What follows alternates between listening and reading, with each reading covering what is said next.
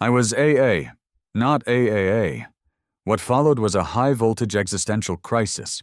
You ever wake up inside a plastic shell, wedged between your identical siblings, staring at the back of a cartoon bunny who's way too into cardio? Yeah, that was day one for me. We were branded Ultramax Power Cells, which sounds impressive until you realize it's just marketing for mildly competent cylinder with abandonment issues. The factory was loud, sterile, buzzing with machines and existential dread. I remember looking left, seeing my brother Kyle vibrating with excitement. Kyle was the kind of battery who thought he was destined for greatness. "I'm gonna power a drone," he said. "Maybe a medical device." "Yeah, okay." "Kyle, enjoy that toothbrush life." Me, I wasn't so sure. I had questions. Who am I? What is power? Why do we all look like soda cans that skipped leg day? None of that mattered. Of course, because one day, we got chosen. It was a Target aisle. A little kid with sticky fingers grabbed us off the shelf, held us upside down like we were snack food, and screamed, "Mom, I need these for Buzz." Next thing I knew, we were tossed into a shopping cart like we owed someone money. The ride home was bumpy. Kyle cried when he rolled under a bag of frozen waffles. I told him to toughen up, life's cold and full of syrup. Pal, and then destiny. We got cracked out of the blister pack with a steak knife. No warning, no ceremony. I saw the light for the first time, literally, and then bam, shoved straight into the battery compartment of a plastic spaceman. Buzz, freaking Lightyear. Let me be clear. I did not apply for this job. I was built for clocks, remote controls, maybe a reliable flashlight. But no, I got drafted into the Galactic Alliance against my will, jammed behind molded plastic, and forced to listen to an action figure scream about Star Command every time someone jiggled his hip. I'm Buzz Lightyear to infinity and beyond. Buddy, I'm just trying to keep your voice box from glitching like a broken Furby. I'm not trained for space. I failed electricity school. I don't even know what a Lightyear is. And here's the kicker, he thought he was real. Not real, like cool toy with fun features. Real like intergalactic space ranger on a mission to save the universe. Meanwhile, I'm back here in his chest cavity screaming, "Bro, you have a sticker that says Made in Taiwan." But he didn't listen. Buzz had the kind of confidence only a man with molded eyebrows and absolutely no memory could have. He strutted around Andy's room like a cosmic sheriff. I powered every step of it, the wings, the lights, the little voice that said laser even though it was a 100% just a red LED. I kept him alive. Did I get a thank you? Did I get a break? Absolutely not. Instead, I got drama. Drama with the cowboy doll. Drama with the dinosaur. Drama with the pig. I didn't even know pigs could talk, let alone insult your power output. "You feeling a little weak there?" "Sparky," he said to me once. "No, Ham. I'm powering a delusional space cop on 2 bars of juice and a single dream. Back off!" But it wasn't all bad. At night, when the toys stopped arguing about sentience and bedtime, I had time to think. I'd sit there in Buzz's chest, quietly humming, wondering what it all meant. Am I just a temporary spark in someone else's story? Is there life after leakage? Do batteries dream of electric sheep, or just overheating? Then one day, Buzz jumped out the window. No warning, no backup. Just launched himself off the stair railing with the confidence of a man who'd never met gravity. And guess who had to power that flight attempt? Me! I tried to stop him. I flickered his LED. I glitched his voice box. "Buzz." "Buddy," I whispered, "you're not equipped for this. We don't fly." But he leapt, and we crashed. And that, my friend, is the exact moment my existential crisis began, lying in the neighbor's yard, half drained, wedged behind a blade of grass, listening to Buzz groan about mission failure like we hadn't just been curb-stomped by physics. Honestly, I think one of my terminals came loose that day. I started feeling things.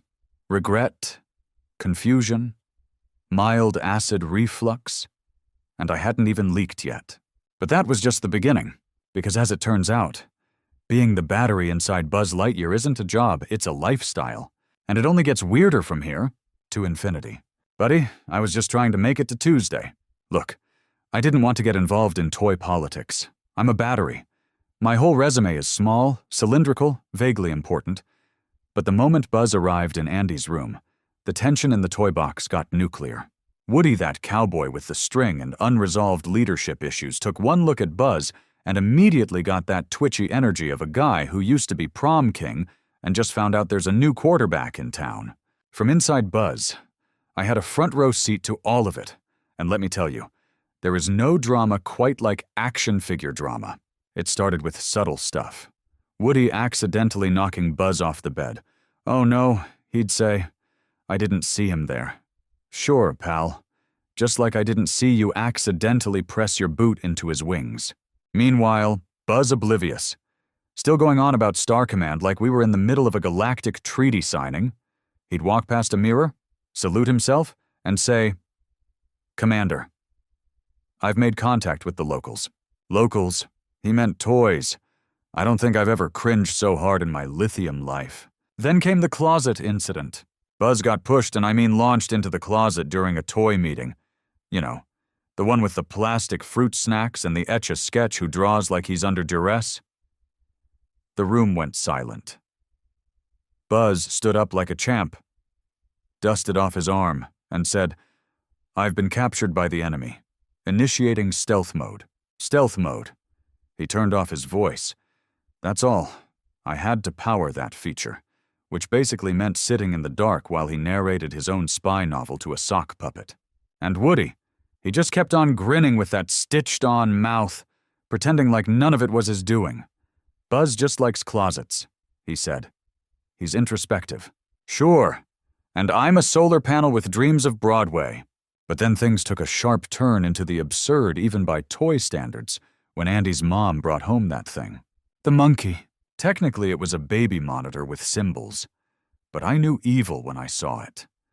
That thing clapped like it was casting a curse.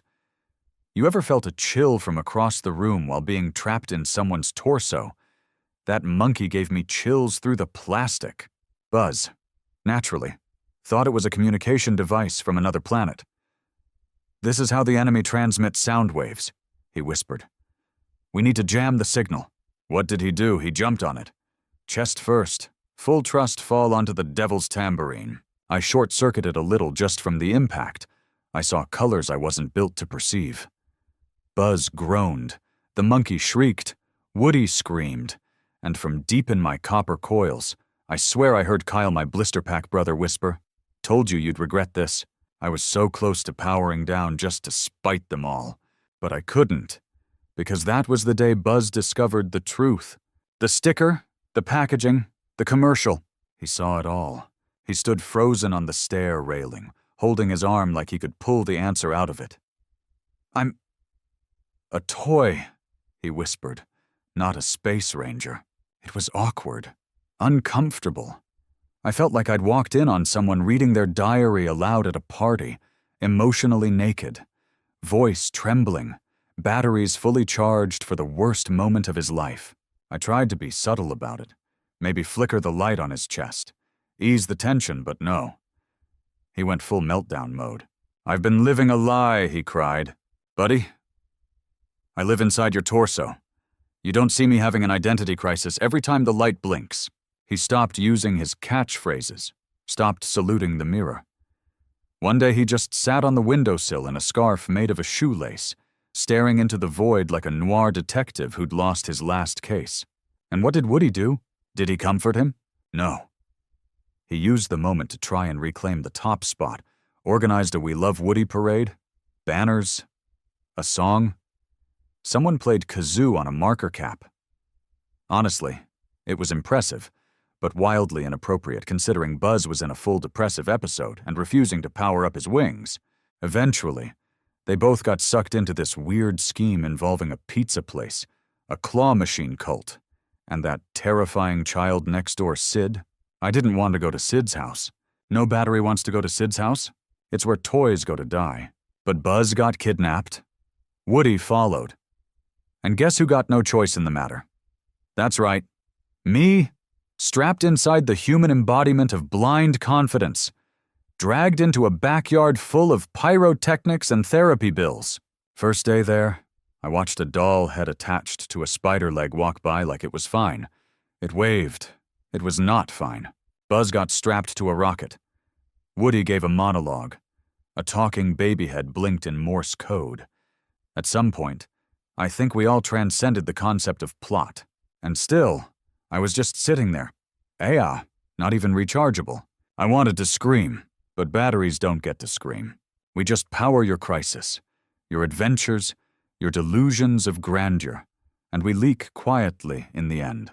But not yet, because something was about to go boom, and I was at the literal center of it. You ever wake up with a rocket strapped to your back and a maniacal child laughing overhead? No, just me. Cool. So, there we were, me. Buzz.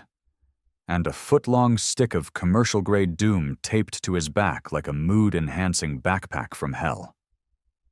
Sid, the terrifying next-door neighbor, had officially moved from troubled youth to possible Bond villain in training. "I'm gonna blow him to smithereens," Sid screamed, holding Buzz over his head like a trophy. "Kaboom, Space Ranger, kaboom!" And Buzz, he just blinked. He'd stopped talking ever since the whole "you're a toy" revelation, which was unfortunate because I still had to power every second of it. His eyes powered by me. That light-up laser me. The tiny speaker that now refused to scream to infinity and beyond. Also me. And let me tell you, there is nothing more awkward than powering someone through a full mental breakdown while a child giggles and lights a match 10 feet away. I kept trying to shut down. Just a quick nap.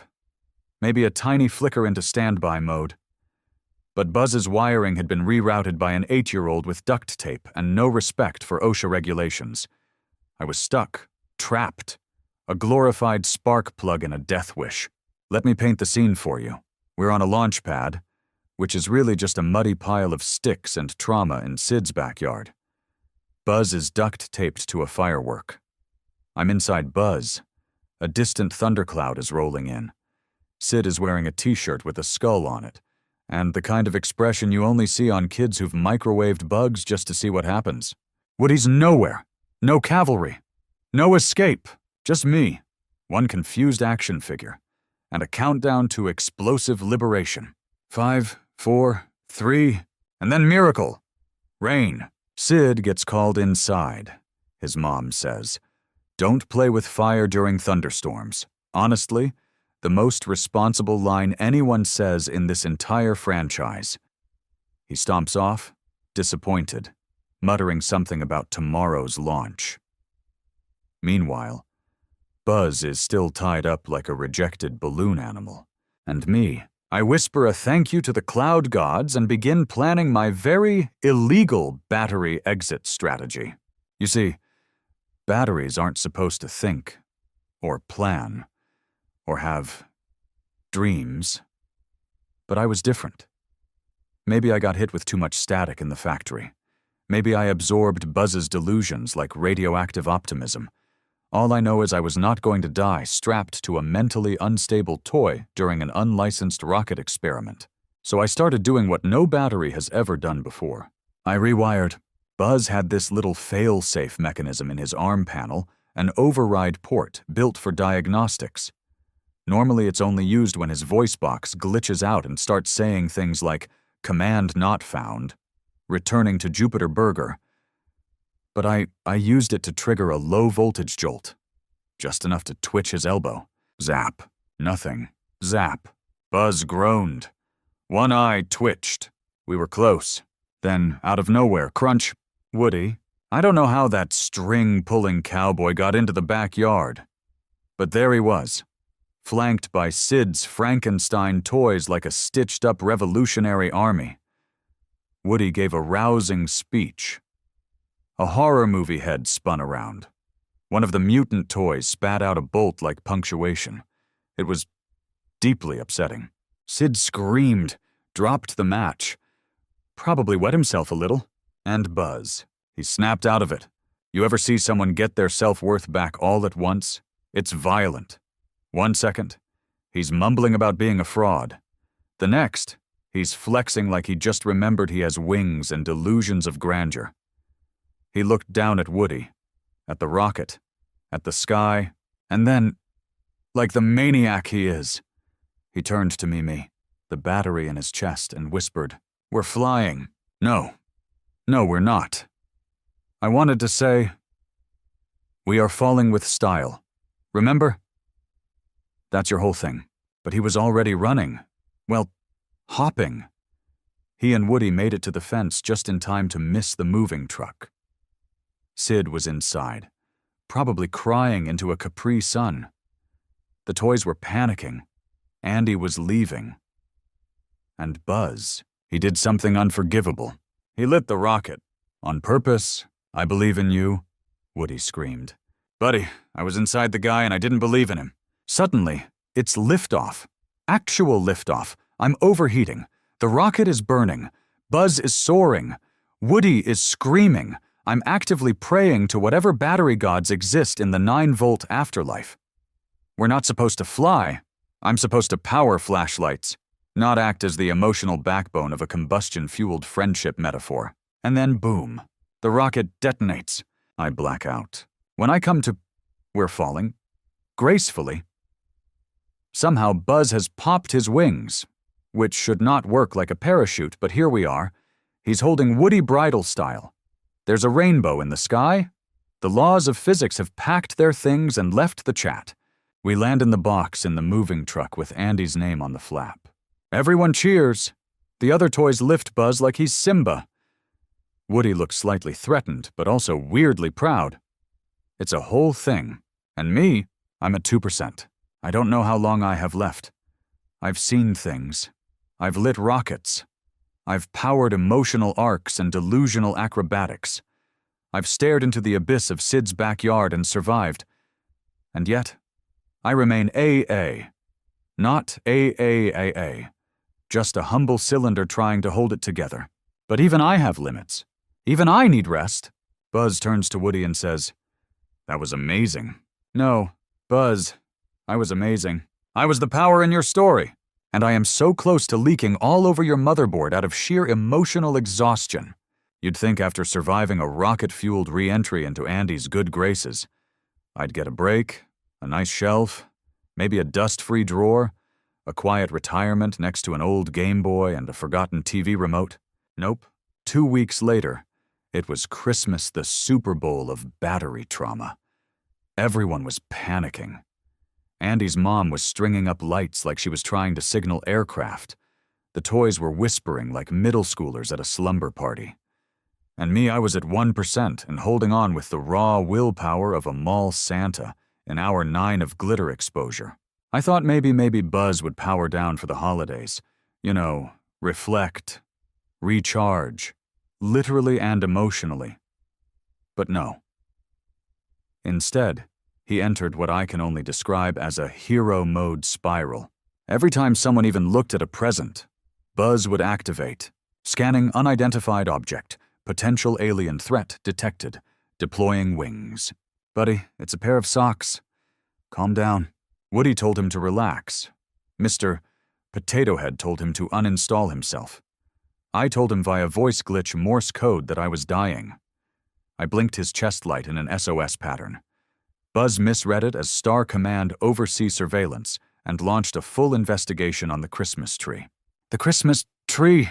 Do you know what it's like to be the power source for a 12-inch man who thinks pine needles are hostile life forms? Let me tell you, there is sap, there is static electricity, there is a cat. Yes, Andy's grandma brought her cat. Muffin. Muffin was fluffy. Muffin was evil. Muffin had no concept of the Geneva Convention. And Muffin loved Buzz. At first, I thought, cute. A holiday pet moment. Then Muffin picked Buzz up in her mouth. I went full DEFCON 1. Buzz, the alien has captured me. Me. internally screaming in electrical pulses. Muffin purrs while dragging us under the couch like Gollum with a new toy. We were under that couch for 7 hours. Buzz gave me a play-by-play of everything he thought was happening. I believe we've crossed into a wormhole. No, Buzz, that's lint. I'm experiencing time dilation. Nope, just carpet fuzz in your eye socket. Commander, my systems are failing. Yeah, because I'm literally dying in here. I begged the universe for mercy. I imagined what it would be like to finally power down, peaceful, warm, no more shouting, no more light-up wings. And then, salvation. Andy dropped a cookie. Muffin sprinted for it, and Buzz rolled free like a rejected snack. The fall jarred something in his chest. I felt it. A rattle. A click. One of my terminals was loose. I was on borrowed time. But wait, it gets worse? Because Christmas morning arrived, and with it came the new toys. A talking bear, a robot dog, a karaoke Barbie.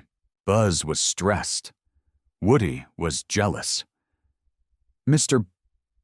Potato Head entered a deep existential funk and started misplacing his own parts on purpose.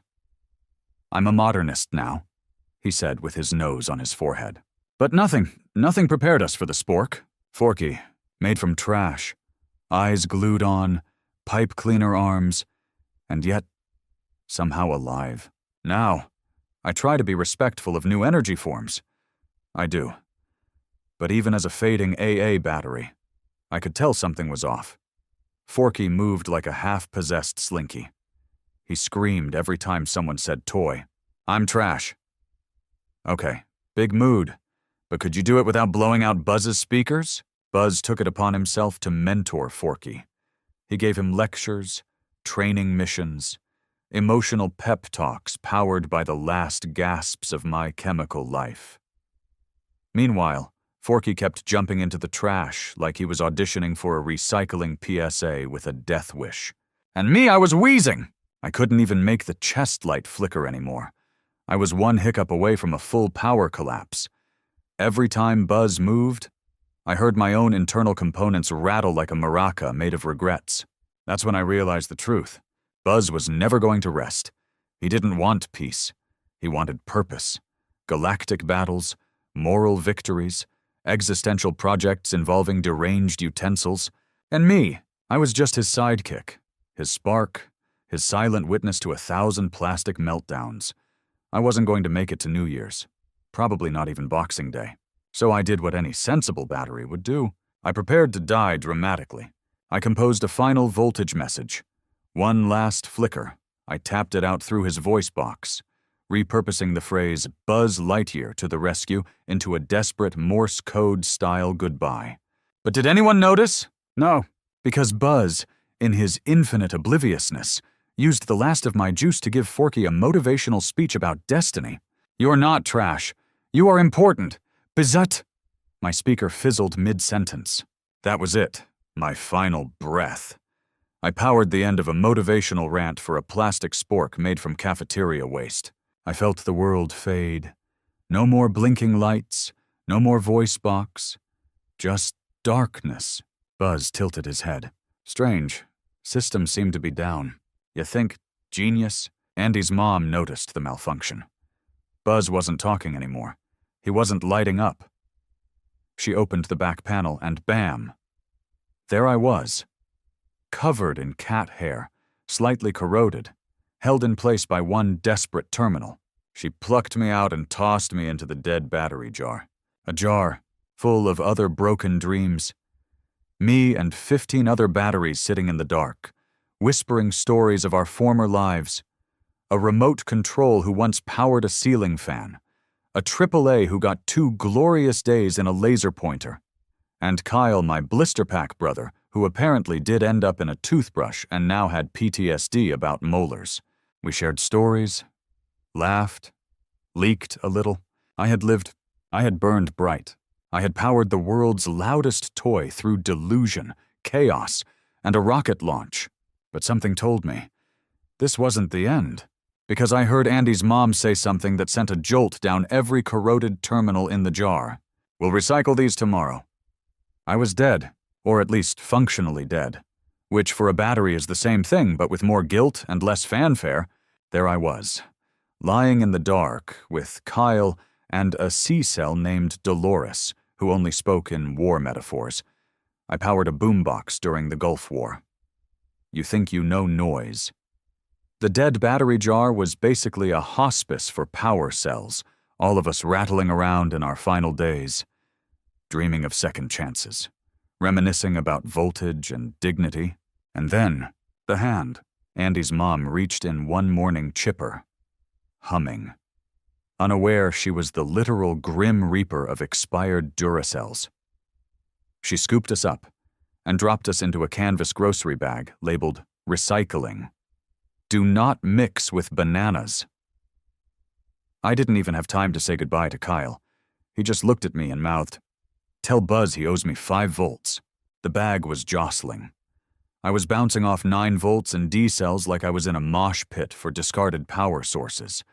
Someone was leaking. Pretty sure it was Steve, an ancient hearing aid battery who muttered Shakespearean monologues through the acid. And then the bag stopped moving. We were in a garage. Cold. Smelled like wet cardboard and guilt. I braced for the end. I started monologuing in my head like I was in a sad indie movie. He was a simple battery. He dreamed of clocks. He died in a buzz. But fate, ridiculous, dramatic, chaos-loving fate had other plans. Because that night, Andy's dad, a man I had never met, and whose presence in the franchise is more myth than fact, walked into the garage with a flashlight. "This thing still work," he muttered. And then it happened. He opened the flashlight, looked around, didn't see any new batteries. So he reached into the recycling bag, my jar, and he pulled me out like I was Excalibur from a pile of aluminum corpses. I wanted to scream, to beg. No, I've seen things, I've powered things, don't make me do this again. But I couldn't. I was a battery. He shoved me into the flashlight, gave it a twist, and for a split second, I lit up. It wasn't strong. It wasn't impressive. But it was light. A flicker. A whisper of energy. Just enough to illuminate the inside of the garage. "Huh," he said. "Still works." Still works. I had powered a space ranger through an existential crisis, and now I was stuck inside a flashlight helping this man find a rake. Talk about a downgrade. Worse. The flashlight lived in the junk drawer. Not even the top drawer. The junk drawer. You know the one. Rubber bands, a coupon for a haircut that expired in 2014, mysterious crumbs that defy classification, and now, me, reassigned from Space Command to Dust Patrol. At first, I thought maybe this was punishment. Karma for surviving too long. But after a few days of inactivity, no Buzz, no Forky, no spontaneous declarations of intergalactic duty, I started to feel something strange. Peace. It was quiet. Nobody was shouting to infinity and beyond. Nobody was launching themselves out of windows or into emotional spirals about being made in a factory. There was no monkey with cymbals, no cat, no imminent explosions, just stillness. I powered the flashlight once every 3 days when Andy's dad needed to check for spiders in the attic. He never dropped me, never taped me to anything. He even gently twisted the cap closed. It was like battery therapy. I was finally living my truth, dim, stable, and emotionally unburdened. But like all good things in this chaotic plastic universe, it didn't last. Because one afternoon, the flashlight was taken out for backyard maintenance. I thought maybe we were going to look at a hose or a suspicious squirrel. Normal things. Dad things. But no. Andy's dad pointed the flashlight at the shed, opened the door, and guess who I saw? Perched on a shelf next to a broken lawnmower and a bucket of cracked badminton birdies. Buzz freaking Lightyear, abandoned, covered in dust, one wing half deployed like a sad salute. He looked like a war veteran in a documentary, or a toy who lost his narrative arc. He was silent.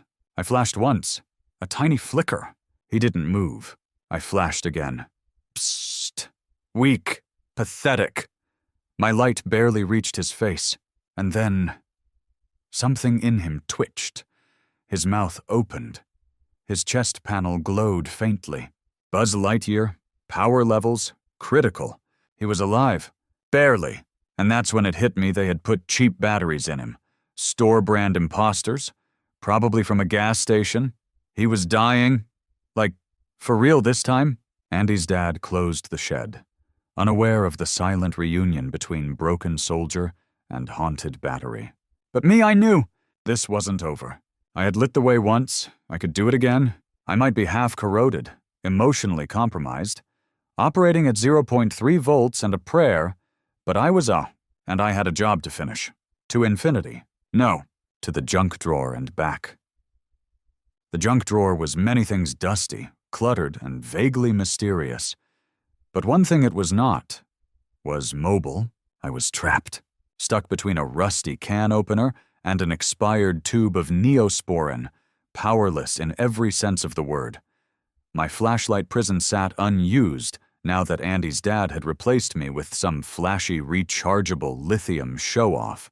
So I waited, observed, counted crumbs, whispered to the paperclip army beside me. And then one day salvation. The drawer opened, flooding the space with sweet, blinding kitchen light. A hand reached in. I tensed. It wasn't Andy's dad.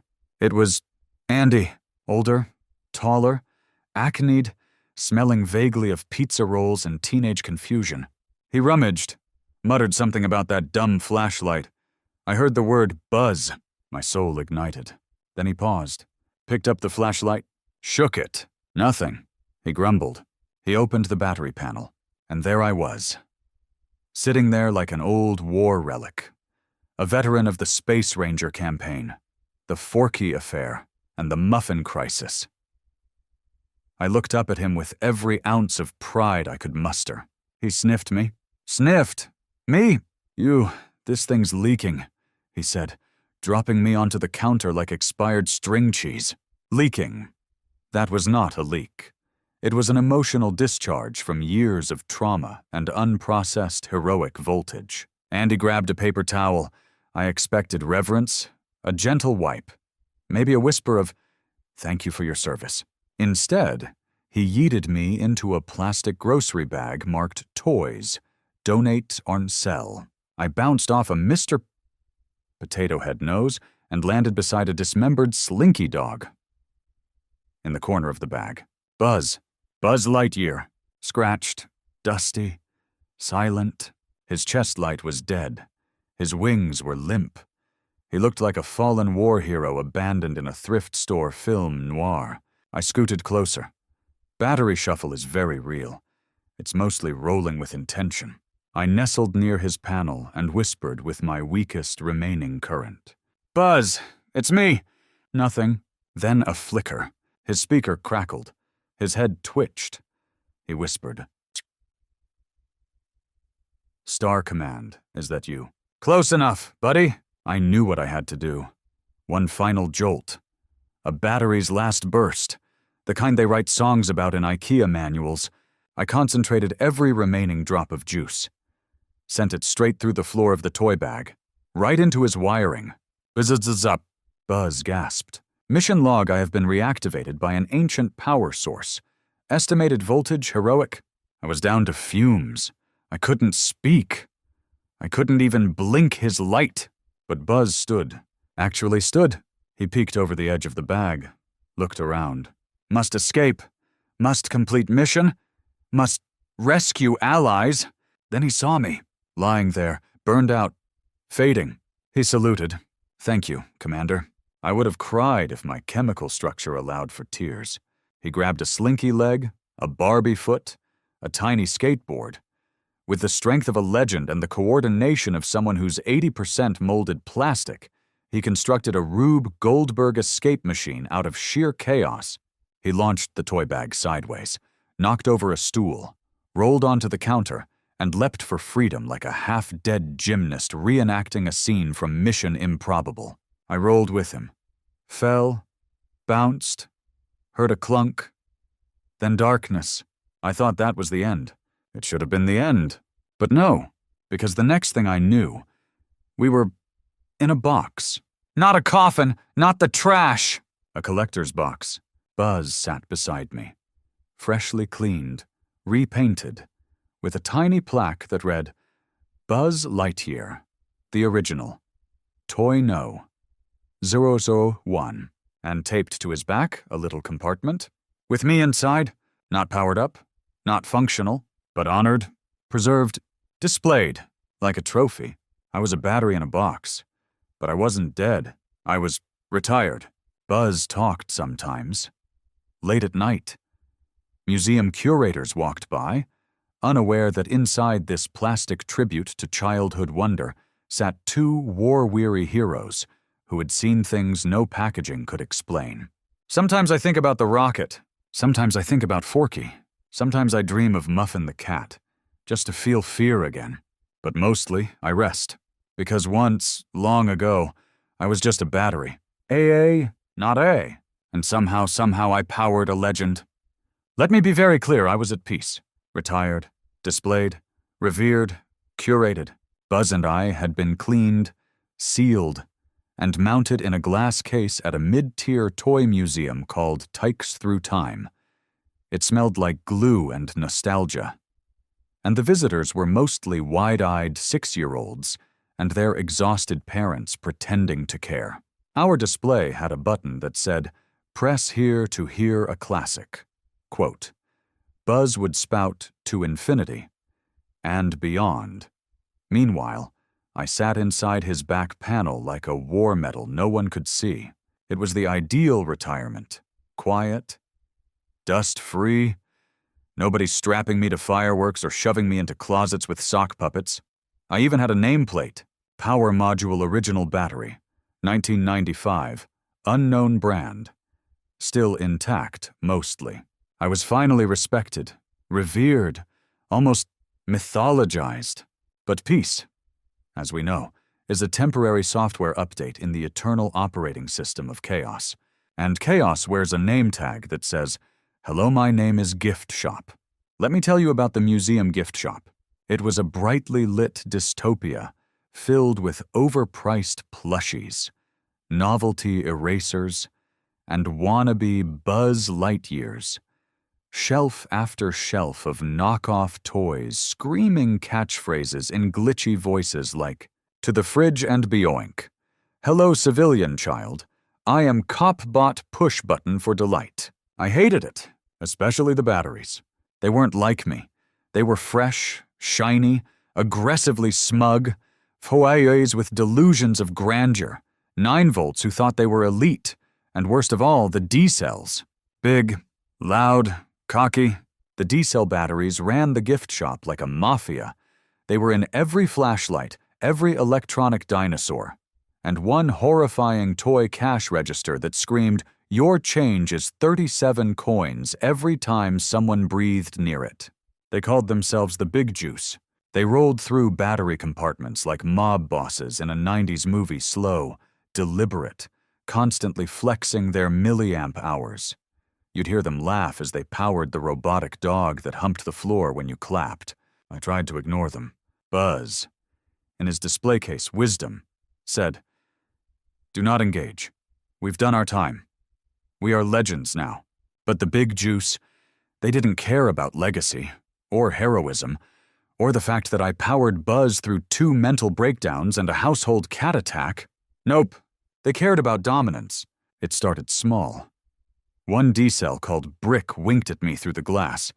I ignored it. Then they started leaving oily fingerprints on the display button. Kids were pressing it non-stop. Buzz was stuck on loop. To infinity, to infinity, to infinity. My circuits ache just remembering it. Then one day, the unthinkable happened. They replaced us. One morning, a museum worker, Dave, who wore Crocs and had the emotional range of a baked potato, came in with a tiny screwdriver and said, "Guess it's time to swap these guys out." I tried to scream. I was a historical artifact, a veteran. A limited edition pain rod with achievements. But Dave didn't care. He popped open Buzz's back. He removed me. I thought that was it. The final goodbye. But then plot twist, Dave didn't throw me away.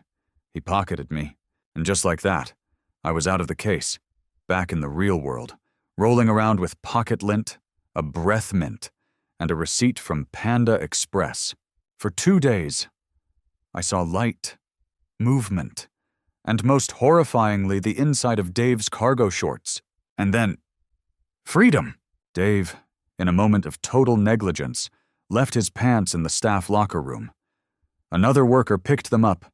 My battery self was shaken loose, fell through a vent, bounced down a dust chute, and landed inside the gift shop, right in the middle of enemy territory. The big juice saw me instantly. Well, Brick rumbled. Look who crawled out of the antique bin. I tried to roll away, pretend I was a gum wrapper, but the gift shop floor was a cruel, glossy landscape. They surrounded me! One of the D-cells leaned in and sneered. We heard stories, Buzz's battery, the hero, the legend. Another added, "You're nothing now, pal. No casing, no toy, just trash voltage and a nostalgia suit." I was cornered, powerless. And then a miracle. A toddler with jam hands ran into the gift shop, tripped on a Hot Wheels display, and face-planted directly on Brick. It was beautiful. Brick rolled away screaming. I'm compromised while his D-cell crew scattered like roaches in a flashlight recall. I took the opportunity and launched myself into a clearance bin of plush aliens, rolled down a sock slide, bounced off a whoopee cushion, and slammed into a new display box. And inside that box, a special edition Buzz Lightyear toy, still in packaging, but with a panel labeled, "Insert battery for demo mode." And I thought, maybe one more mission. I stared at the box. Buzz 2.0 stared back. He was shinier, glossier, made of upgraded plastic with a matte finish that screamed, "I come from a factory with a higher budget." His sticker was straight, his wings were spring-loaded, and his eyebrows had been sculpted with alarming precision. But under all that sleek branding, I saw it, the same wide-eyed plastic stare, the same chiseled jaw molded to yell declarations at walls, the same deep, unblinking madness. It was him, or at least the next generation of him. The display box said "Try me press" button for voice activation, but he didn't speak, because he didn't have me. I looked at the tiny panel in the back. "Insert AA battery here." Singular. Just one. I was that one. I took a deep breath. Or, I tried to. Batteries don't breathe. But emotionally I gasped. And then I rolled down the aisle, past keychains, over a spilled icy puddle that smelled like blue regret, across a stuffed panda display, and under a shelf filled with haunted bouncy balls, I made my way to the box. The Buzz was on a low shelf, barely secured. A child had already torn one corner trying to lick the helmet. Typical Tuesday. I leapt. Well, leapt is generous. I tipped myself sideways, rolled up a bungee cord tie, and used a plastic slingshot from the Spider-Man aisle to catapult myself into the box. Bonk. I landed right in the chest cavity. Buzz didn't react. He just lay there, frozen, like he was waiting for destiny. Or firmware. I wormed myself into the compartment. My casing was scratched. One side slightly bubbled from that one time Buzz tried to power kick a microwave, but the metal ends still connected. Click. Demo mode activated. And then I heard it. Buzz Lightyear, reporting for duty. I nearly short-circuited. Buzz 2.0 jolted to life. His eyes flickered. His head turned. He pressed himself dramatically against the clear plastic window of the box, like a prisoner in a sci-fi romance. Is this Star Command containment? Oh no, not again. This one thought he was imprisoned. I tried to send him a pulse. Something to say, "Hey, buddy, you're a toy. Let's calm down and not swan dive into a fireplace, okay?" But he kept talking. I must complete the mission. Planet security has been breached. I sense a presence. He turned his head, looked straight at the plush Woody doll on the shelf across from him. "Sheriff," he whispered. "So, we meet again." You have got to be kidding me. This Buzz had preloaded beef with Woody. They hadn't even met. He was having imaginary rivalries straight out of the box. Then came the kicker. He reached for his helmet button. You know, the one that used to malfunction and make Buzz 1.0 think he couldn't breathe in the open air. He hit it. The helmet popped off. His plastic chest rose dramatically. The atmosphere is breathable. Oh, no. I recognized the signs. I was inside a Buzz Lightyear Existential Spiral Collector's Edition 2IM. And this time, there was no Woody to tackle him mid-rant. No Slinky to offer unsolicited wisdom. No Barbie to yell. He needs therapy. Not missions. There was just me. One ancient AA battery, held together with chemical scotch tape and bad memories, trying to stop a second Buzz from discovering he was made in China and spiraling into a self-worth void. I did the only thing I could think of. I glitched him. Just a tiny jolt. A spark. Enough to confuse his processor. His voice cut off mid-monologue. I am the last hope of BZZT pineapple jam. Perfect. He blinked, looked around, wobbled, and then silence. Reset. I waited. And then, softly, he whispered. What bait? What am I? Oh boy, here we go. I didn't answer, but I pulsed gently. Not enough to send words. Just presence. Just comfort.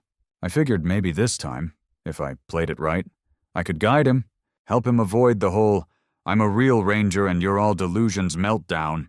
But fate is a little goblin with a remote control, because right then, a kid walked by. Probably 6. Goggles, juice box, suspiciously sticky hands. He pressed the button. Buzz shot up. To infinity, and I cut the line. Mid-phrase, glitched him again. Tom. Twin banana hammock, the kid giggled. Pressed the button again. Buzz Lightyear reporting for barbecue sauce. I was killing. Comedy gold. Even the cashier looked up. And then Buzz did something no Buzz has ever done. He laughed. That was funny. I was stunned. Was this it? Had I finally created a self-aware Buzz Lightyear who didn't immediately try to colonize the living room? And just as I dared to hope, the kid pointed and screamed. Mom, I want this Buzz. He's broken funny.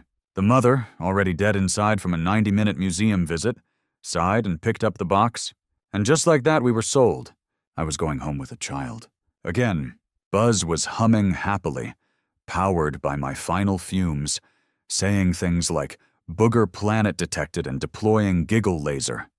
The kid was thrilled. The mom was oblivious. And me, I was internally screaming. I had rebooted Buzz, saved the gift shop, fought off D-cell mobsters, and now I was back in the field. Again, because batteries, we don't retire, we reboot. We rolled through the suburbs like royalty in a minivan, Buzz in his box, me in his chest, and a child in the back seat humming the same 5 notes of a song I swear was designed in a lab to drive batteries insane. I was exhausted. At this point, my voltage was basically vibes and spite. I'd already glitched Buzz into semi-sanity, outwitted a gang of D-cells, and been yeeted from a museum display like a nostalgic paperweight. All I wanted now was peace. But peace, not in this neighborhood, not with this kid. We arrived at a house that smelled like apple juice, peanut butter, and tiny disappointments. The child flung the car door open, dropped Buzz me included onto the driveway, and screamed. I got the funny one like he'd just won a sweepstakes for unstable space rangers. Buzz landed face first. I felt my terminals grind against the concrete. My casing let out a small click, which in battery language is basically a gasp of pain. I whispered, "End me." But alas, no such luck. Buzz sat up and blinked. Star Command nowhere, buddy. It's a cul-de-sac. Then the house door opened, and out came the final boss I didn't know we were about to face. Grandma, barefoot, wearing orthopedic sandals and a robe with wolves on it. She looked like she'd once disciplined a toaster into working just by staring at it too hard. Buzz locked eyes with her, elder of the tribe. He whispered, "Does she hold the key to the launch codes?" "No." Buzz. She holds a bowl of spaghetti and a zero-tolerance policy for noise. It took exactly 7 minutes before she decided Buzz was too loud. And because she was from the pre-internet generation, she didn't look up a user manual. She just pried open the battery panel with a butter knife, which, for me, felt like open-heart surgery performed by a squirrel with tremors. Then she saw me. Huh. Still got juice? No, I didn't. I had regret, a hint of static, and maybe 2 usable volts left. Let's see what you fit in, she muttered. And just like that, I was extracted. Buzz cried out, "Commander, my power source, my soul, my glowing friend of light." She stuffed a slice of spaghetti into her mouth and said, "He'll be fine. Toys don't need batteries to be played with." Oh, really? Brenda, tell that to my whole arc. I was thrown plunk into a ceramic bowl filled with unmatched batteries, a rogue paperclip, and one half-melted crayon. I recognized the bowl instantly, the kitchen battery graveyard, the place where expired dreams go to rot, where unlabeled cassouets die next to leftover taco sauce packets and the ghost of one truly cursed Tamagotchi. I met an old 9-volt named Chester. He used to power a bathroom scale. He spoke in riddles and had a faint scent of shampoo trauma. "You knew," he wheezed. I was Buzz's battery. I said, "Silence." Then every battery in the bowl gasped. "You're the one." Someone started singing a low hum. Another battery rolled toward me reverently. One called me Volty McLegendface. Chester tried to knight me with a toothpick. I hated it. "Don't you get it?" I said. "I'm not a hero. I'm used. I've been recharged emotionally, not chemically. I'm running on nostalgia and existential dread. I'm done." And then, as if summoned by fate or poor house organization, Grandma reached back into the bowl. She grabbed me. "Perfect," she said. "Now I can fix that remote." "Remote? What remote?" She walked to the living room. There, balanced on the armrest of a corduroy recliner, was the single most chaotic television setup I'd ever seen. 3 remotes, 2 antennas, 1 decorative duck made of driftwood. She shoved me into the back of a battered universal remote that looked like it had survived 3 presidential administrations and a house fire. Click! Nothing. Click! The TV switched from news to jazzercise VHS menu. She grinned, sat down, began doing neck rolls. I was officially powering Grandma's afternoon calisthenics. Buzz was in the backyard being used as a lawn dart by 2 toddlers dressed as astronauts. And me, I was making a cathode-positive connection with a dusty circuit board from 1997. For 3 hours, I toggled through yoga, Pilates, and one extremely aggressive step routine called Sweat into Your Destiny. By the time she dozed off with a soft snore and a handful of pretzels, I was completely drained. Like, completely. Lights out. No more clicks. No more flickers. I thought, this is it. This is how it ends. Not with a bang, but with a shuffleball change into the dark. But in the silence, something happened. A voice, faint, garbled, from the backyard. "Star Command, can you hear me?" Buzz. Somehow, he'd activated his inner speaker. I focused, channeled the last micron of power, sent a pulse. BZZT! Connection. Re-established. Somehow, we were linked. Across the house, across circuits, one dying AA battery in a remote control retirement home. One plastic ranger being used as an interstellar frisbee. The bond, unbreakable, and somewhere deep in the circuits of both our cores, we knew this mission wasn't over yet. Here's something they don't tell you when you sign up to be a battery. Sometimes your most heroic moments come when you're 98% dead and lodged inside a remote that smells like cough drops and regret. Grandma was snoring. Buzz was in the backyard, buried up to his elbows in a flower bed after a failed surface scan. And I was vibrating faintly in the universal remote spiritually tethered to a space ranger who had once yelled engaging hyperdrive before slamming into a wall. But then, something shifted. Grandma stirred. She blinked at the screen. Jazzercise was over.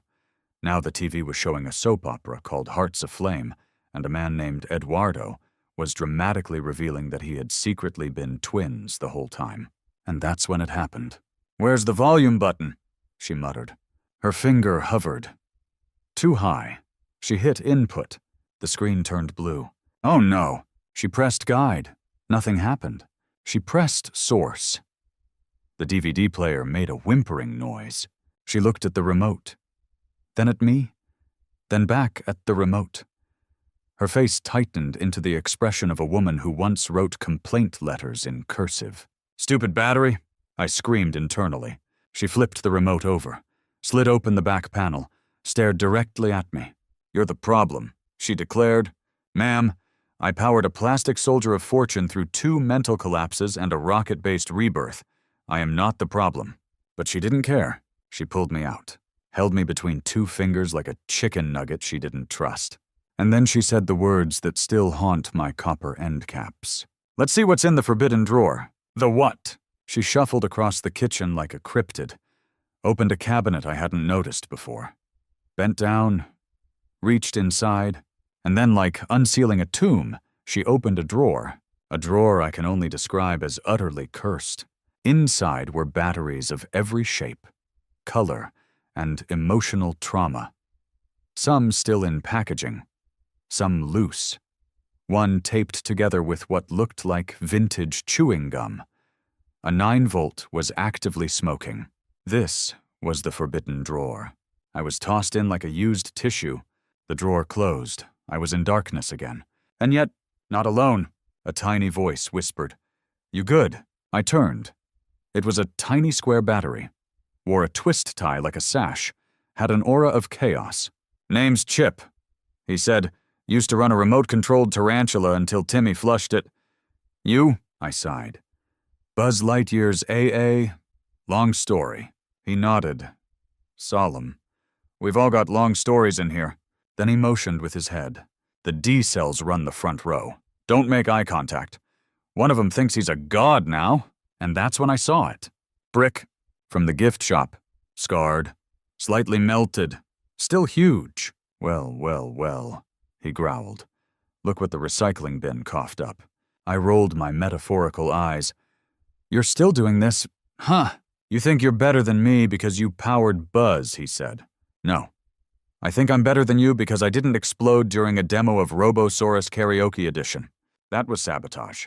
The other batteries started chanting, "Fight, fight, fight." Like we were in a lunchroom and someone had just dropped a juice box.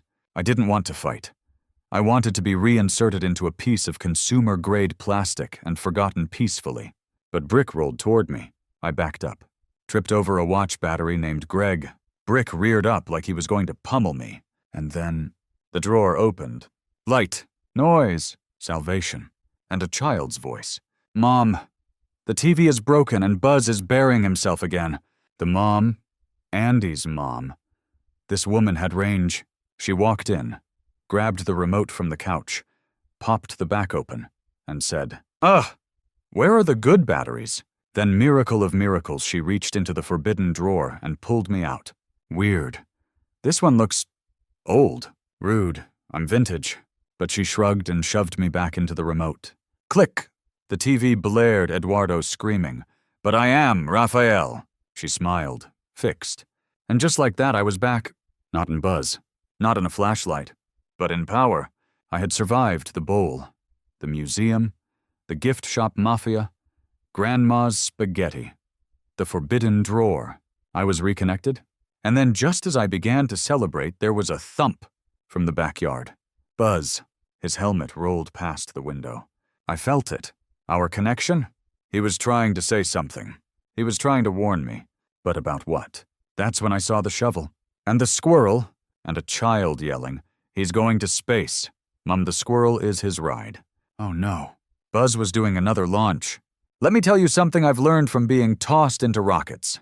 Spat on by toddlers, nearly recycled, and installed into every appliance short of a defibrillator. If a space ranger is anywhere near a squirrel and a shovel, the worst possible thing is already happening. From my position in the living room remote, I had a clear line of sight through the window. Buzz, backyard, helmet crooked. one wing partially extended like a drunk pigeon, covered in dirt, standing triumphantly on top of a large garden shovel, which had been balanced, I kid you not, on a rusty wheelbarrow pointed at a chain-link fence. And beside him, a squirrel, a very large, very confused, possibly rabid squirrel, wearing a pipe cleaner cape and dragging what appeared to be a fruit roll-up taped to its tail. The kid was screaming from the bushes. "He's ready for takeoff." Buzz raised one arm. "Mission log intergalactic escort acquired. Prepare for hyperburrow launch." I shorted out for half a second. Because, friend, there is no training military, parental, or electrical that prepares you to witness a delusional Buzz Lightyear using a feral rodent as a makeshift spaceship. I tried to intervene. From inside the remote, I pulsed. Desperately. Hit the power button twice. Nothing. So I did what no AA battery should ever do. I overloaded the volume button. I sent a surge straight through the remote's outdated copper strip. The TV screamed. Eduardo yelled something about forbidden love in surround sound.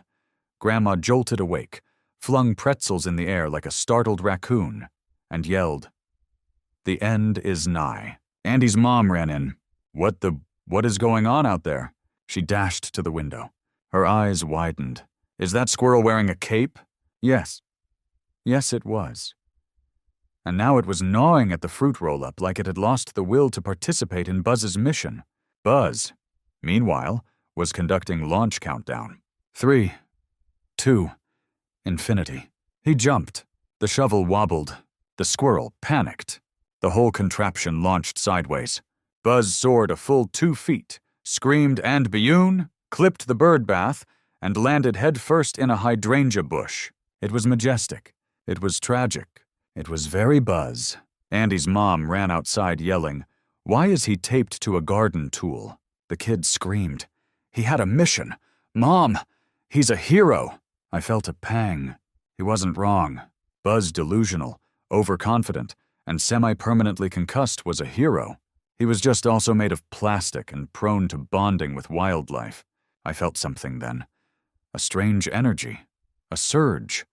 Like someone had just plugged me into destiny. Then, the front door opened, and in rolled the big juice. The D-cells, brick, slightly melted, still smug. They were in a talking toy toolbox the kid had gotten from a garage sale that afternoon.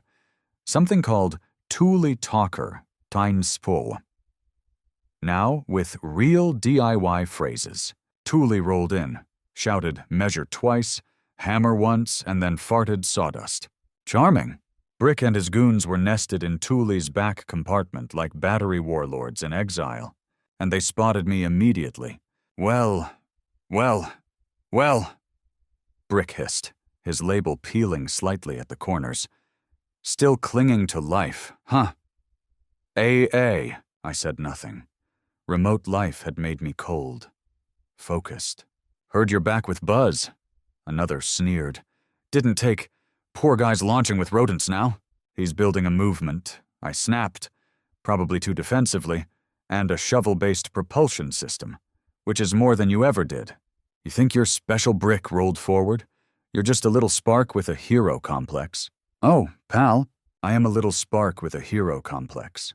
And then Thule shouted, "Get your screwdrivers out. It's problem time." Unclear if that was part of the toy's pre-programmed wisdom or an omen. Either way, it was time to act.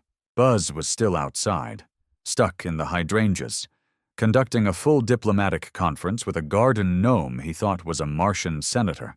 The D-cells were circling the living room like it was 1982, and they were about to power every cassette boombox in the neighborhood. And I was sitting in the one thing that controlled all electronics in the house. So I did what had to be done. I triggered the universal sync mode. It's the nuclear option of remotes. It syncs to everything. Garage doors, ceiling fans, smart TVs, possibly garage raccoons. No one truly knows. But I had no choice. I overloaded the circuits. Every screen in the house turned on. Buzz's voice blared from the surround system. To infinity and beyond. Lights flickered. The microwave began defrosting something that didn't exist. The thermostat screamed, Error Canada mode. The D-cells backed up. "He's channeling everything Brick shouted!" "He's going full sync," yelled Chip from the forbidden drawer.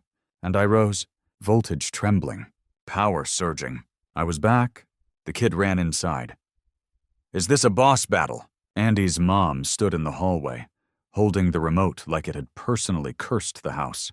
And Buzz burst through the screen door, coated in leaves and gnome paint, holding the squirrel in one arm like a co-pilot. The mission continues. It was chaos. It was electricity. It was glorious. And I was alive. By all reasonable definitions of disaster, the living room had achieved Category S Sparkageddon. TVs all on. Lights flickering like a seance in a Best Buy. Microwave attempting to cook a dish rag. Thule talker. TM. Spinning in circles, shouting things like, "Level the foundation."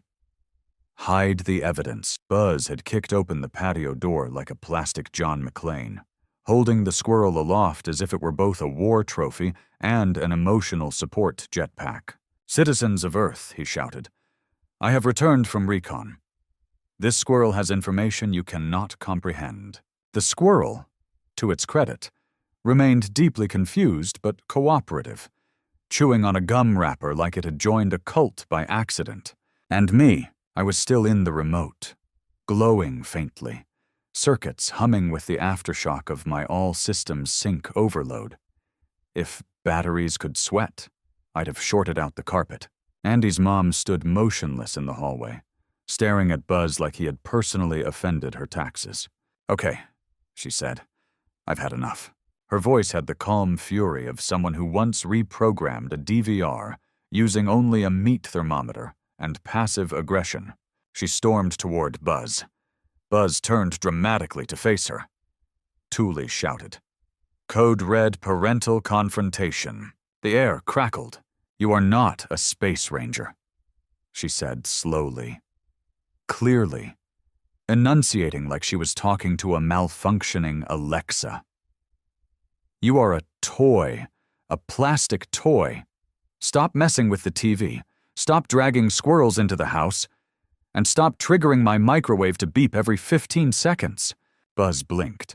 He looked at the squirrel, looked at me, then whispered, "This is worse than when I found out my wings were decorative."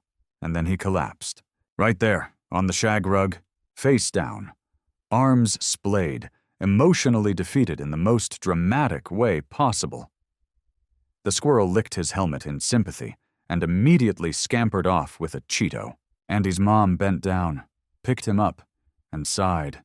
"Time to retire you, buddy." No. I pulsed, weakly, tried to signal, but I was drained. That last surge, it had cooked my juice. I was done, terminally discharged, glorified copper husk. She turned him over, opened the back panel, saw me. "Oh my God," she muttered. "This same battery again. Listen, I'm not saying I cried, but I definitely leaked a little." She popped me out, set me on the counter with all the gentle reverence of someone putting down a mystery nut they found in their purse. Buzz was carried away, placed on a high shelf next to a candle shaped like a frog and an unopened Learn to Crochet kit from 2012. And there I sat, used, spent, buzzless, until the kid entered, sticky-fingered, wide-eyed, holding a construction paper scroll. "I wrote the Declaration of Household Independence," he said, slapping the paper on the counter next to me. "Buzz is the president now." "What?" "We declare this house to be the United Territories of Infinity." He unrolled the scroll. It read, Article 1. All toys have the right to go on missions, even weird ones. Article 2. Squirrels are official citizens. Article 3. Buzz is the best, and the microwave needs to shut up. Andy's mom read it, blinked, then said, "Fine. But Buzz stays on the shelf for now, and that squirrel is not allowed back inside. A compromise, a treaty, peace, and somehow I felt it too. Because even though I couldn't pulse anymore, couldn't light up, couldn't glitch or zap or override circuits, I'd done it. I'd powered a legacy. Buzz was still Buzz. Delusional, dramatic, possibly squirrel bonded, but free. The D-cells were gone. Thule had been thrown in the garage after declaring martial law in the spice cabinet. The microwave stopped beeping. The squirrel moved into the gutters and started a mulch-based religion. And me, I was placed in a little wooden bowl labeled retired parts. Inside were rubber bands, dead keys, one very smug Lego wizard, and a broken wind-up chattering teeth toy named Doug. I wasn't alone. I had rest. But more importantly, I had earned it, because I may have been small, overlooked, unlabeled, but I powered a space ranger through insanity, friendship, rocket launches, psychological awakenings, rodent diplomacy, and emotional collapse. And in doing so, I helped save a household. Retirement was supposed to be quiet. But when you've lived through toy insurrections, cult squirrels, and the D-cell mafia, silence feels suspicious, like the calm before a sequel, or the moment right before a lava lamp explodes. There I was, lying in the retired parts bowl on top of a Monopoly top hat, one googly eye, and a half-eaten dog treat that might have once been a USB drive. My shell was dented. My terminals were frayed. My voltage was gone. But I had stories. And one eye on the kitchen window, because every night at exactly 3:12, Mom, the motion light in the backyard turned on. No wind. No people. Just movement. It's the firmware ghosts, whispered Doug, the broken, chattering teeth toy. They come back when a toy's software gets updated without consent. Sure, Doug and my cousin Daryl powers Area 51, but one night I saw it. Something moved outside. Not a cat, not the squirrel. Something larger. And then, just as suddenly, the light clicked off. Weird, yes. Alarming, also yes. But I was tired. Retired? I'd earned this crusty bowl and the right to judge new AA batteries from a place of dignity and soft corrosion. Until one morning, the kid came back. He was holding Buzz. Buzz, but different. Upgraded. Buzz 3.0, he said proudly. Mom got him on sale because the box was dented and the Spanish mode is stuck on. No! I knew that firmware. Buzz 3.0 was the model with the hyper-interactive command awareness suite. Translated a buzz that asks questions back. A buzz with curiosity. Already, I could feel it from across the room. That same subtle electrical itch I'd felt with 1.0 and 2.0, the tension, the potential, the chaos energy. Buzz 3.0 blinked, scanned the room, and saluted the refrigerator. Capitán del Frío, es un honor. Yep, we were back. The kid inserted fresh batteries. Brand new, smug, overconfident. You could smell the entitlement. One leaned into me in the bowl and whispered, "Move over." Grandpa. I didn't answer. Just gave him the dead-eye look of a power cell who once watched a plastic pig commit tax fraud in a dollhouse. But it was happening again. Buzz was active, and the firmware was learning. Hola, ¿dónde está mi propósito? Oh boy. Existential crisis in Spanish? A new frontier? But then things got worse. That night, the motion light clicked on again. And this time, something came inside. Through the pet door, soft steps, a clatter. And then climbing onto the counter, the raccoon. Not just any raccoon, the resurrection raccoon. I'd seen him once before. During the great squirrel-Thule conflict, he lived in the backyard compost pile, wore a ring pop like a crown, walked like a goblin with a gambling addiction. And now, he was holding Buzz 1.0, the original. My Buzz, scratched, dusty, slightly molded, but intact. The raccoon placed him on the table like a sacrifice, and then left, just like that, disappeared into the shadows, leaving a half-eaten granola bar and the distinct smell of mischief. Buzz 1.0 didn't move. He hadn't had power since the spaghetti incident. But I felt something. A tug, like a charger whispering to its phone from across the room. He was calling to me, and I was still here. Damaged, leaking, but not empty. I needed a host, a way in. I scanned the bowl. Doug too unstable. The googly eye no, and then I saw it. The wind-up teeth. Doug blinked. You want to borrow me? Just for a boost. I said, I need to reach him. He's not done. Doug narrowed his eyes. Well, his gums. Do it, he whispered. I rolled, forced my dented shell into his cavity. It was a terrible fit, but I made contact. And in that moment, powered by pure desperation, and whatever residual energy Doug had from 2003, I fired off a pulse, a weak, flickering signal. Straight to Buzz 1.0. His chest light blinked. His arm twitched. And then, star command. He was alive. Barely, but alive. Buzz 3.0 turned his head, scanned the room. Un momento, está él. They locked eyes. 2 Buzz Lightyears. One powered by new batteries and corporate hubris, one powered by me. And somewhere between them, a current sparked. A recognition. Buzz 1.0 stood. You're me? Buzz 3.0 nodded. Somos nosotros. And then together they turned toward the window. Something was coming. Something big. Something off-brand. A plastic silhouette loomed in the moonlight. One arm was made of forks. The other, a wind-up siren. A voice boomed from outside. I am Forkron the Unboxed. And I knew the final chapter wasn't just about Buzz. It was about all of us. The forgotten, the reboxed, the batteries tossed into drawers and bowls and bags with grocery receipts and emotionally confused tic-tacs. This was the start of the final mission. The last toy standing. Foulmate. Let's start with a fact.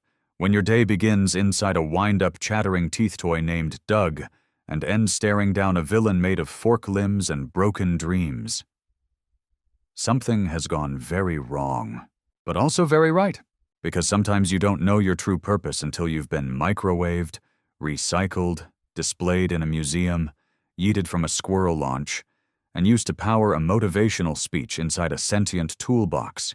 And now I was back, fused with Buzz 1.0, riding a wave of unstable current, and facing down Forkron the Unboxed. Let me describe Forkron, if only so you understand the threat level. 2 arms made of sharpened cafeteria forks taped together like chrome claws, legs of mismatched doll parts, one permanently stuck in the splits, torso an old Teddy Ruxpin head jammed into a shampoo bottle, and eyes sticker, eyes one of which was clearly repurposed from a lemon. This was no ordinary Frankenstein reject. This was a clearance aisle warlord. Buzz 3.0 turned toward me, or rather, us, because I was now deeply embedded inside Buzz 1.0's chest cavity, like a voltage ghost with boundary issues. He said, in shaky Spanish, Este enemigo no tiene instrucciones. This enemy has no instructions. Forkron raised one fork arm and declared, You abandoned me, left me in the box. Promised a child. Promised purpose. Buzz 1.0 stepped forward. You were never activated because you came with a choking hazard, I whispered from deep inside. It was the googly eyes. Buzz. Always the googly eyes. Forkron slammed his foot down. His doll knee creaked in fury. I was meant to rule the playroom. But instead, I found the forgotten. Behind him, dozens of toys emerged from the shadows of the backyard. Headless action figures. Board game pieces with bite marks. An army of discarded Happy Meal mascots, each holding a single unmatched sock like a battle flag. They were the Unboxed, and they were mad. Buzz 3.0 took a step back. Buzz 1.0 clenched his fists, and I initiated emergency protocol AA11. What's AA11? Oh, just a little thing I invented when I was stuck in a sock drawer in 2007. It's a last-ditch battery signal, a voltage ripple, a beacon for help. And it only activates one entity. The battery underground. Back inside the house, a glow began to rise. From the junk drawer, from the remote, from inside Grandma's ceramic garden gnome, don't ask. Batteries flickered awake, old 9 volts, rusty ATAs. The C-cells no one had touched since 1998. Even Brick the D-Cell mob boss stirred inside a drawer of expired coupons and outdated thermometers. "He's calling," said Chester. "The grizzled old 9-volt? The spark has returned." They began to roll. Down countertops, through vents, across baseboards. The battery underground was on the move. Meanwhile, back in the yard, Forkron had begun his dramatic villain speech. "You think you're heroes, you're toys, you are made of lies and plastic. But me, I am the future. A fully customizable, semi-articulated juggernaut of revenge." He threw a spoon like a boomerang. It knocked out a lawn flamingo. Buzz 3.0 gasped. "El pájaro rosado está muerto." And that's when Buzz 1.0 stepped forward. "We are toys," he said. "But we were loved," I added, softly, through the speaker. "We had a mission." Forkron laughed. "And now what do you have?" And from behind us a rumble, then a squeak, and then a figure appeared, silhouetted in the motion light.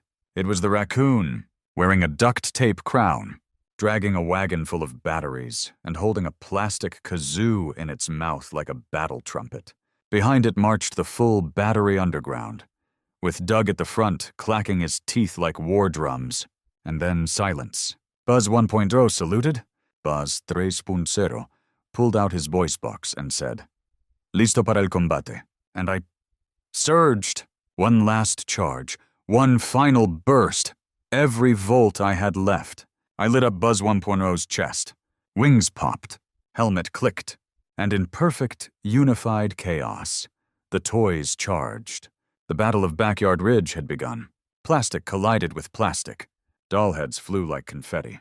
Buzz 3.0 somersaulted through a swarm of angry McNugget mascots. Forkron screamed, "My destiny, my vision board." And then he lunged straight for Buzz 1.0. Buzz caught the forearm mid-swing. "You were made in the dark," I added, "but we were made to shine." And together, we detonated. One final overcharge. A self-destruct pulse through the Buzz Lightyear chassis, powered by every last spark of AA-grade drama inside me. Boom! Forkron flew backward, fork limbs scattering across the hydrangeas. "Silence!" Then cheering! The Unboxed dropped their sock flags. The raccoon did a victory backflip and immediately ate a rock. Buzz 3.0 lifted Buzz 1.0's cracked body. And I was gone. Not broken, not trashed, just spent. Because I didn't go out with a whimper. I went out mid-catchphrase. To infini. There is a strange silence after you die as a battery. Not literal silence, more like emotional static. A fuzzy warmth, like falling asleep during a late-night infomercial about knives that can cut through shoes. You know you should care, but also, you're very tired and possibly leaking. That's where I was. Not alive, not dead, just floating in some kind of AA afterlife. Static heaven. It's mostly old remote signals, dial-up tones, and one eternal loop of the battery's not-included movie soundtrack.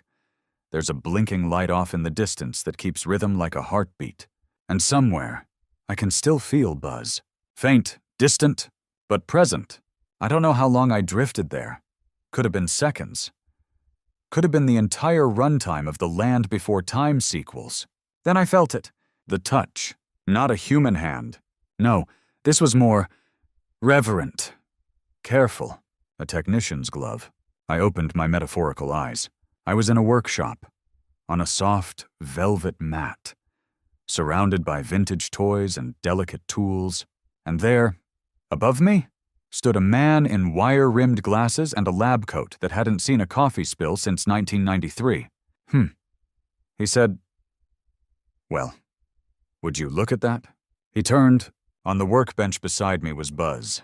Buzz 1.0, reassembled, cleaned, wings buffed, chest polished, helmet intact.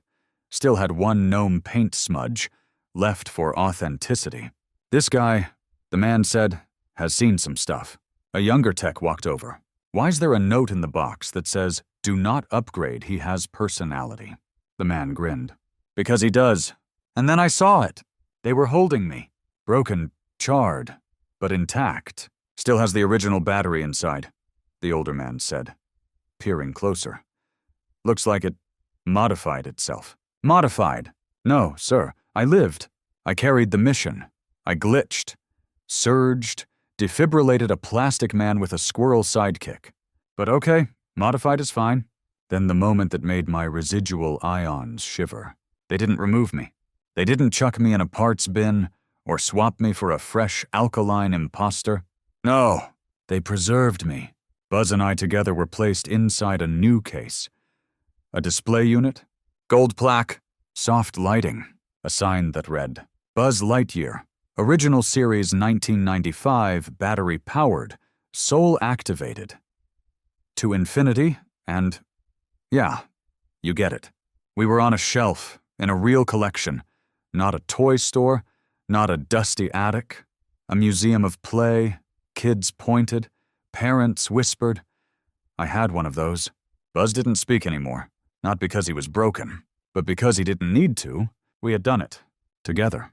We'd survived child ownership, psychological breakdowns, slinky politics, the D-cell mob, the spaghetti incident, a squirrel mission, a fake declaration of independence, a villain named Forkron, and the battery underground. And now, we rested, high on the wall, right where legends go when the saga ends. Once in a while, I swear I feel a flicker. Buzz's fingers twitch, or maybe it's just residual current. Either way, if you ever walk by our case and you're quiet, you might hear it. A soft voice, familiar, confident, crackling faintly through a long retired speaker. To infinity and beyond.